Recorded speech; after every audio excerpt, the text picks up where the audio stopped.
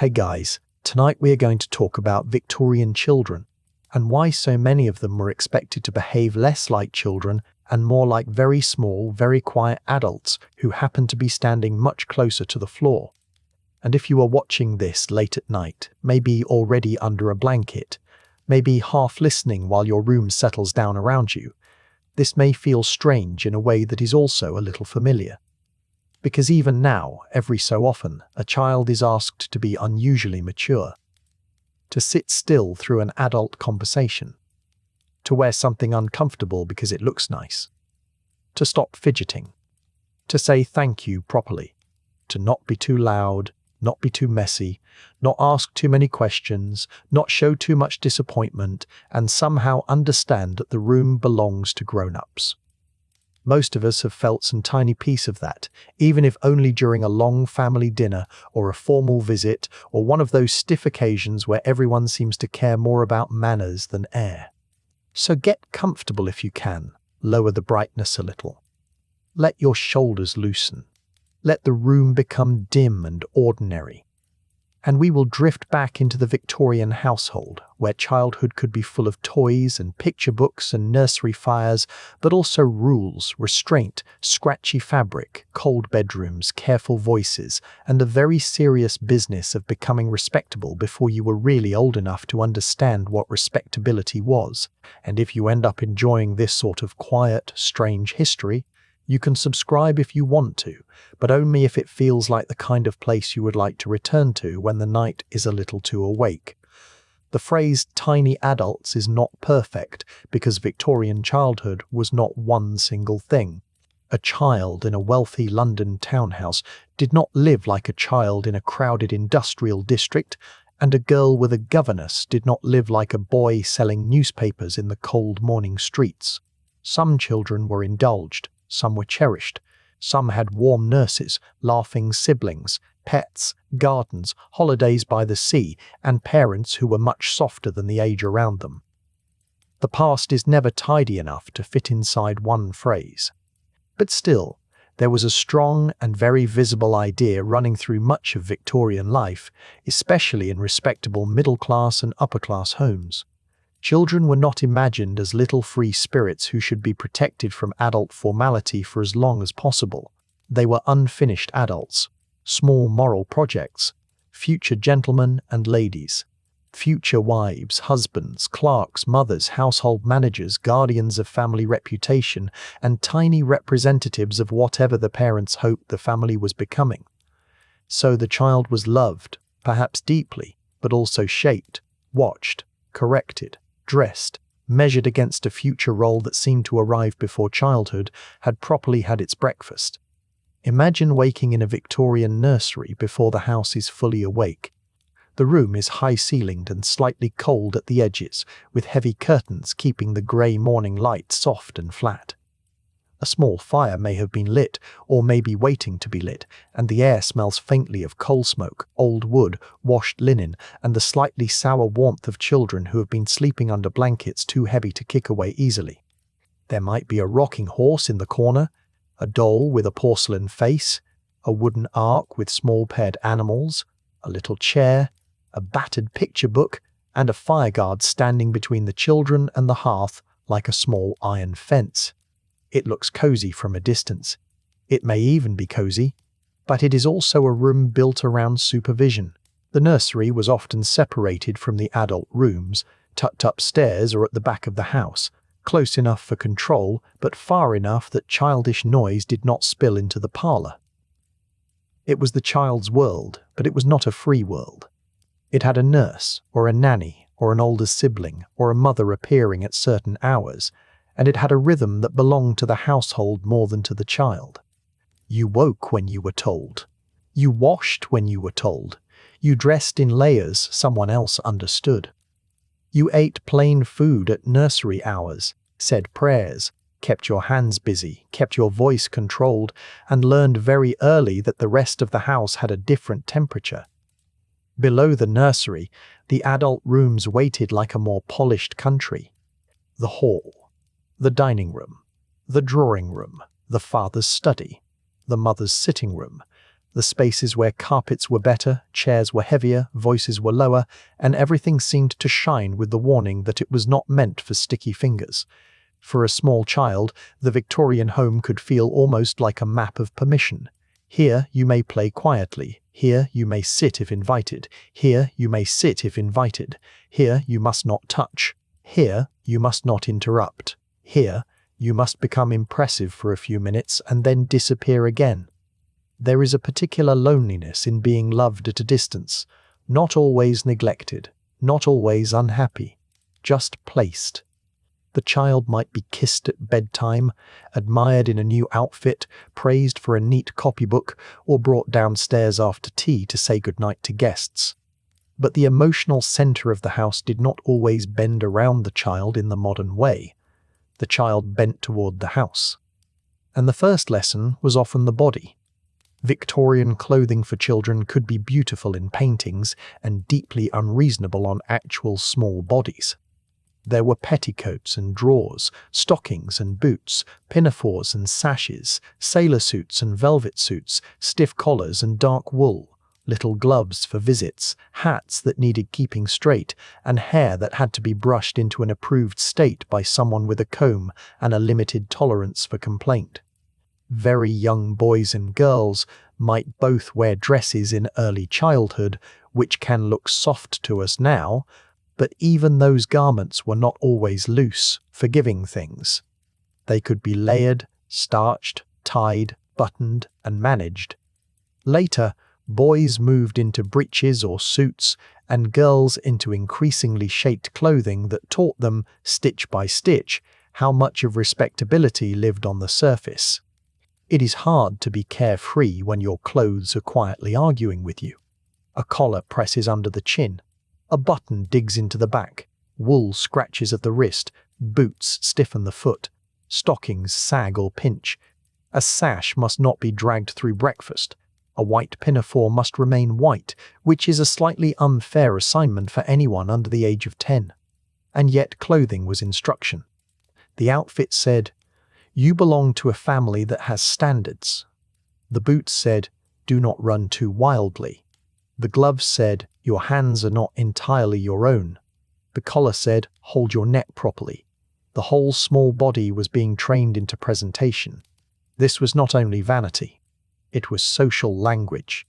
Clothing carried class, gender, cleanliness, discipline, mourning, morality, economy, and ambition. A neat child reflected well on the mother, the nurse, the household, and the invisible machinery of domestic order behind the scenes. A child was not just dressed. A child was displayed. Sometimes with pride, sometimes with tenderness. A mother might smooth a curl with genuine love. A nurse might tie a sash carefully because she knew the child would be scolded if it came loose. The child's good coat might represent effort, sacrifice, and the hope that the family looked more secure than it felt. But the child still had to wear the hope. And hope, when made of wool and buttons, can be surprisingly heavy. Then came manners. Victorian manners were not simply polite behavior. They were a kind of social architecture. They told people where to stand, when to speak, how to sit, how to eat, when to ask, when to be silent, and how to make discomfort invisible enough that everyone else could continue pretending the room was pleasant. Children learned this early because manners were not considered decorative. They were moral. A well-mannered child seemed obedient, disciplined, grateful, and properly raised. A child who interrupted, slouched, grabbed, shouted, contradicted, laughed too loudly, or asked awkward questions could become a small public problem. And behind that child, adults might imagine an undisciplined home. So the lesson repeated quietly. Stand straight. Hands still. Do not stare. Do not contradict. Speak when spoken to. Thank the visitor. Do not fidget. Do not put your elbows there. Do not ask for the nicest piece. Do not show that you are bored. Do not show that the shoes hurt. Do not show too much of anything, really. There is something almost impressive about how much emotional life could be folded into the word proper. Proper did not only mean correct, It meant contained. It meant readable in the right way. It meant no one had to be made uncomfortable by your inner weather. For a child, that is a very large assignment. Imagine being brought down to the drawing room in the early evening. The nursery is behind you with its fire guard and toys and ordinary scuffs, and now you are passing along the hallway where the wallpaper is darker and the lamps burn with a steadier adult glow. Your clothes have been checked, your hair has been checked. Someone has reminded you of what not to do. The parlor door opens. Inside, the air is warmer and denser, scented with coal smoke, fabric, tea, polish, and the faint stale sweetness of flowers arranged in a vase. Adults sit in chairs that seem to have chosen their occupants carefully. There may be a visitor. There may be a father with a newspaper folded across his lap. There may be a mother holding her work basket, or pouring tea, or watching you with a soft but evaluating look. And you, at 6 or 7 or 8 years old, must enter like a person with a reputation. You say good evening. You shake a hand, or make a little bow, or give a kiss when instructed. You answer a question about lessons. You perhaps recite something, or show a copybook, or play a few careful notes if you are old enough and unlucky enough to be musical on command. Everyone may smile. It may even be affectionate. But underneath the affection is a quiet test. Can you perform childhood properly? Can you be charming without being wild? Can you be innocent without being inconvenient? Can you be present in the adult room without changing its atmosphere too much? This is why Victorian childhood can feel so strange from the outside. The child is sentimentalized and controlled at the same time. Paintings and books often imagine children as pure, tender, angelic, and close to the moral light of the home. But daily life often asks those same children to sit still, obey quickly, master their impulses, and accept that adult comfort mattered first. The child was precious. The child was also expected not to be too much trouble. The schoolroom made this even clearer. In many middle-class homes, especially for girls and younger children, education happened partly at home, in a schoolroom or nursery classroom, under the care of a governess, tutor, mother, or older sibling. In other families, boys might be sent away to preparatory schools or public schools, where the rules became more public, and the beds colder and the emotional atmosphere even more brisk. Poorer children might attend charity schools, board schools later in the century, Sunday schools, or no school consistently at all, because work and household need could claim them early. But across many settings, the lesson was not only reading or arithmetic. The lesson was discipline. Picture a schoolroom on a damp morning. The window is fogged at the corners. The fire is not quite strong enough. The table has scratches from years of elbows and slates. There is ink, paper, a geography book, a Bible or prayer book, a copybook with lines waiting to be filled, and perhaps a map on the wall showing an empire so large it seems to press outward from the paper. A child sits with shoulders back. The chair is too hard. The lesson is too long. The adult voice is calm, but not particularly interested in whether the child's mind has wandered toward the rain on the glass. Copy the sentence. Repeat the dates. Pass the grammar. Read the passage. Do the sum again. Not because every governess was cold, and not because every lesson was misery. Some teachers were patient. Some children loved books. Some schoolrooms were places of imagination, where maps became travel and stories opened little doors in the mind. But the system itself tended to value quiet correctness. Good handwriting was not simply useful, it showed control. Good posture showed control. Memorization showed control. Silence showed control. The child learned to make the body serve the page, and the mind serve the adult schedule, and the face reveal very little when boredom settled over the room like dust. This is one of the quiet differences between being taught and being trained. Teaching asks a child to grow. Training asks a child to fit. Victorian childhood often contained both. There were primers and poetry and natural history books with engravings of birds and shells. There were moral tales in which naughty children learned lessons with remarkable efficiency. There were reward cards, hymns, catechisms, multiplication tables, French verbs, piano scales, needlework, Latin grammar for some boys, and endless reminders that character was formed through repetition.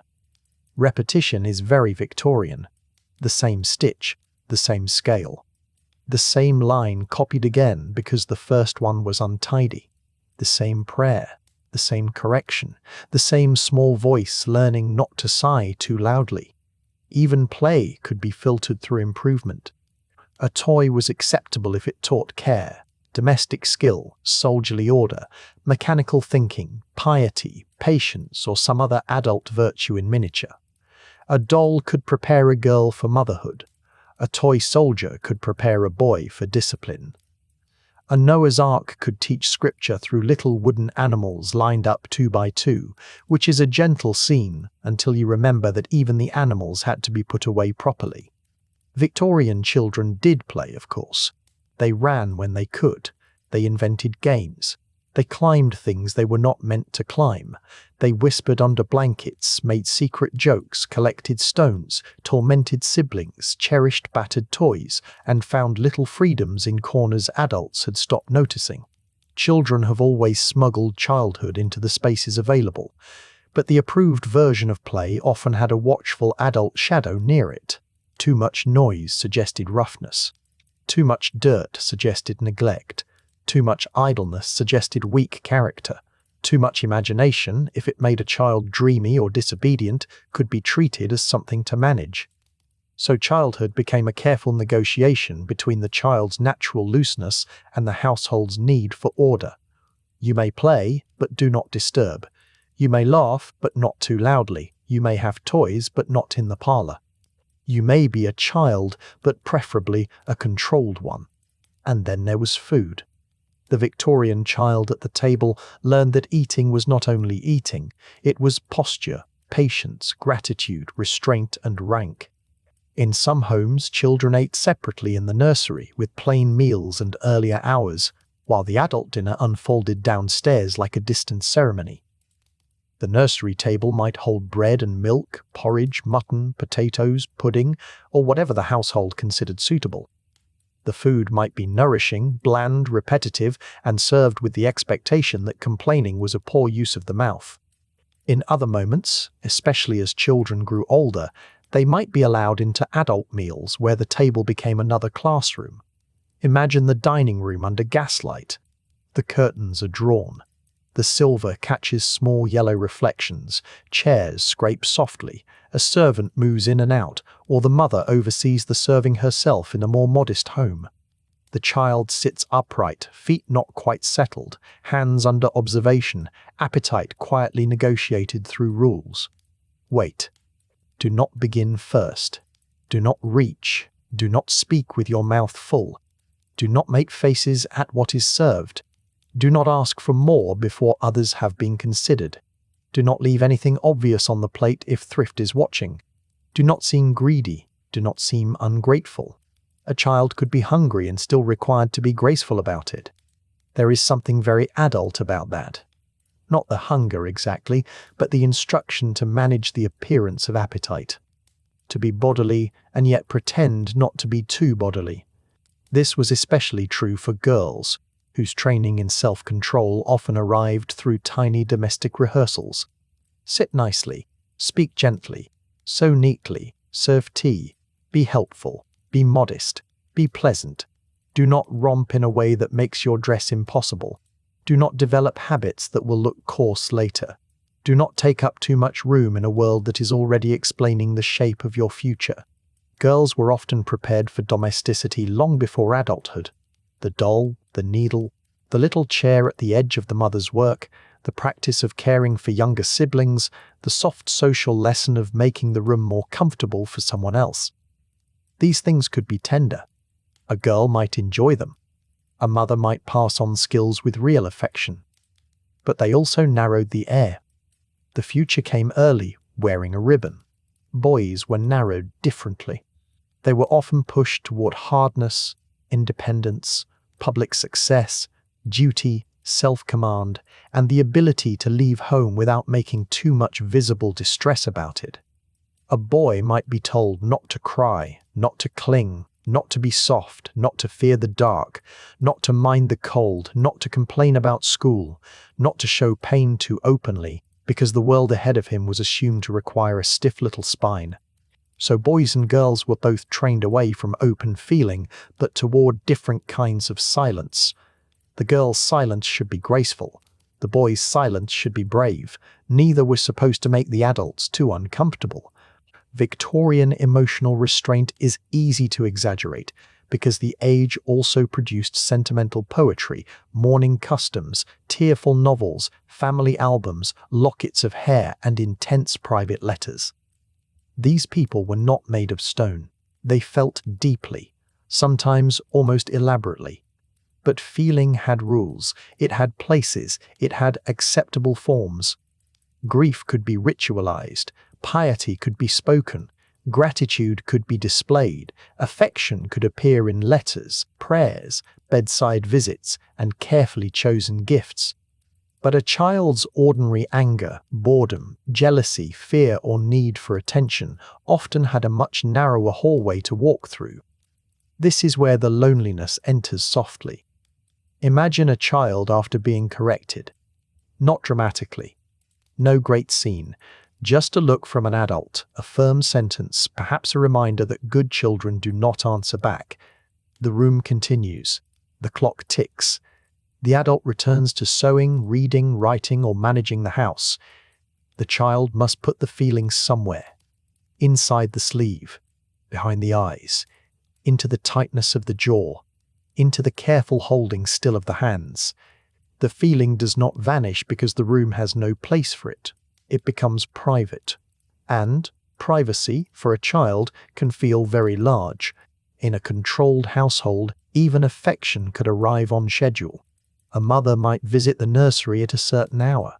A father might be seen after dinner, or on Sunday, or in the study doorway. The child might treasure those moments intensely because they were brief and slightly formal, like sunlight crossing the carpet for a few minutes before moving on. A father's hand on the head, a mother adjusting a collar, a question about lessons, a kiss at bedtime, a small gift after a journey. All of it could matter enormously. But the child might also learn that love was something to receive politely, not cling to, not demand, not interrupt adult fatigue with. The Victorian household was full of adults who were themselves constrained by duty, class, money, religion, grief, illness, and the constant pressure of respectability. Parents were not always distant because they lacked feeling.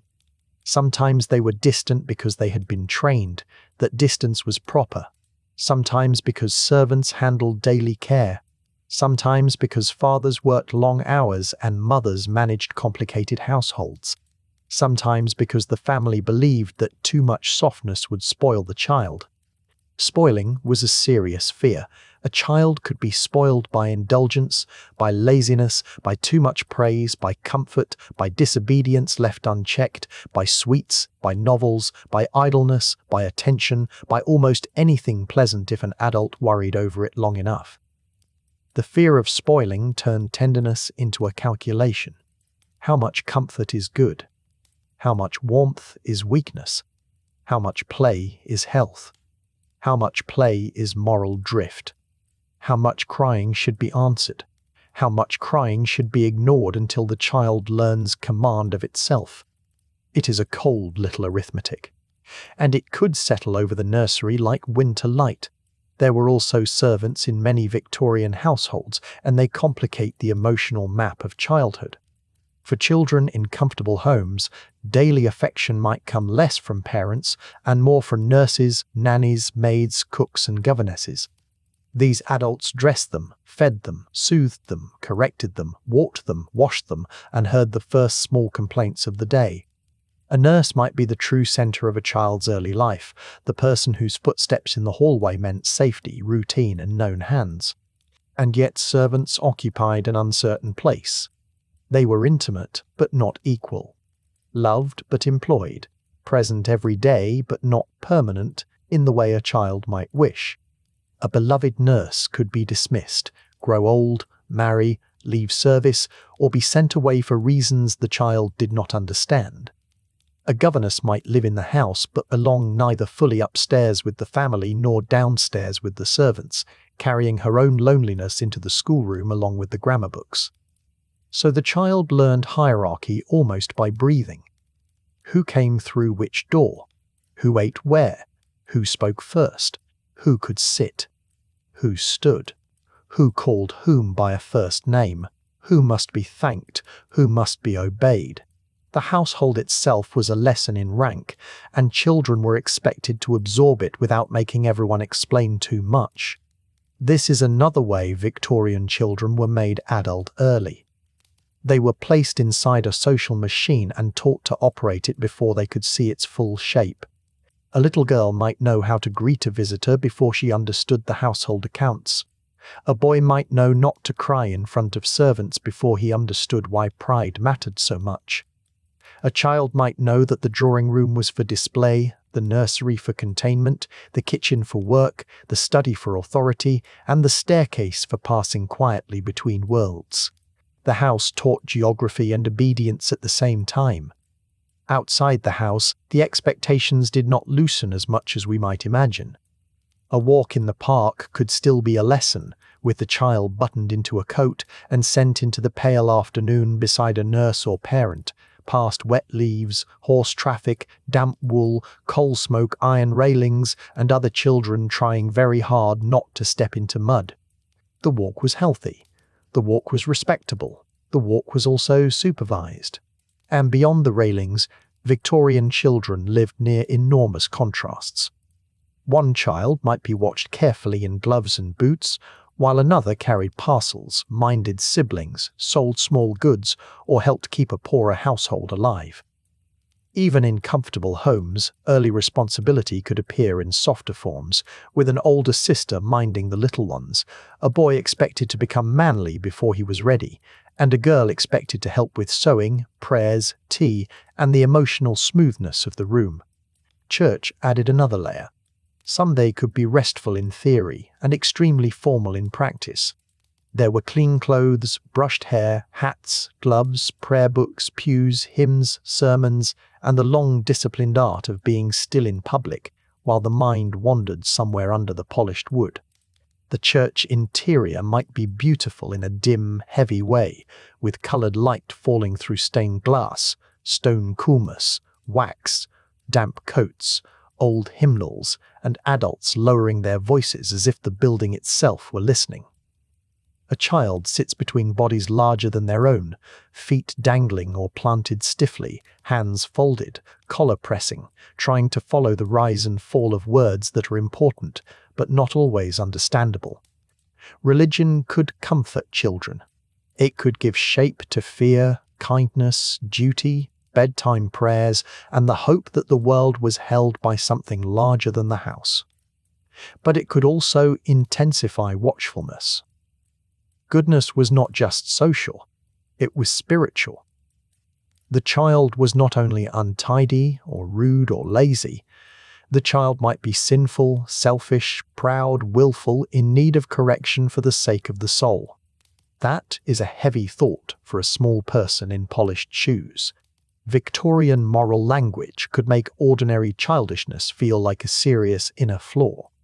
A tantrum was not only tiredness, greed was not only liking pudding, idleness was not only needing a soft afternoon, disobedience was not only testing the edge of the world, it was character. And character had to be formed, so the child was watched from outside and inside. By parents, by servants, by teachers, by God, by conscience once the adults had built enough of it into the child's own voice. No wonder so many children learn to become outwardly small and inwardly crowded. And yet, because childhood always leaks through, there are little warm moments everywhere if we look for them. A child sitting by the nursery fire with a book open on the knees, a brother and sister whispering after lights out, a forbidden sweet tucked into a pocket, a doll with one damaged hand loved more than the perfect one. a governess softening for a moment and telling a story instead of continuing the lesson, a parent lingering at bedtime longer than usual. The past is never only the rulebook, it is also what people do around the rulebook. But the rulebook still matters because it shaped the ordinary air. By late afternoon, the Victorian house begins to draw inward. The outside light fades, fires are stirred, lamps are lit, the nursery tea arrives, or the schoolroom table is cleared, or boots are taken off by the door. The day becomes a series of transitions from one controlled space to another. There may be washing before bed, which is less romantic than historical fiction makes it seem. A basin of water. A cold splash, a flannel and a towel that is not warm enough. Hair brushed again, nightclothes, prayers. The bed waiting narrow and high, with sheets that feel cold at first and then slowly become bearable. Victorian bedrooms, especially in winter, could hold a deep chill.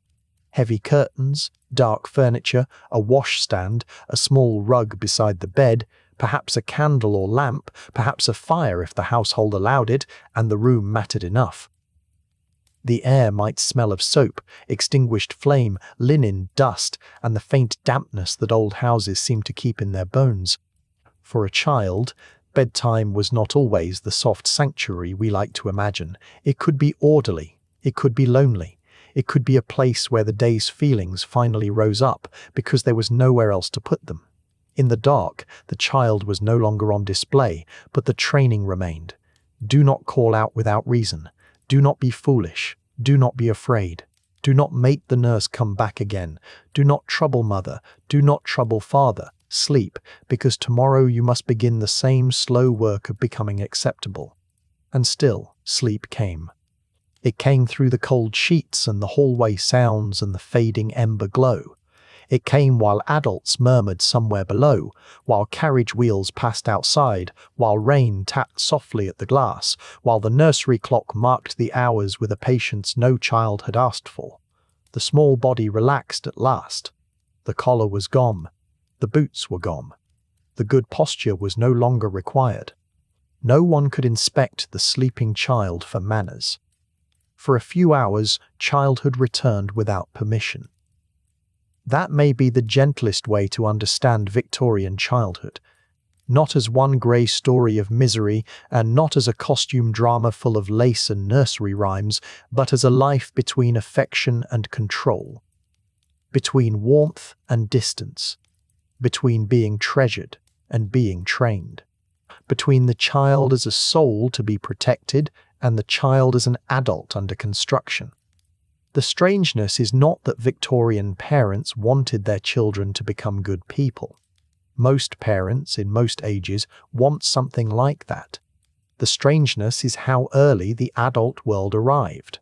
In the clothes, in the parlour, in the copybook, in the dining room, in the church pew, in the fear of spoiling.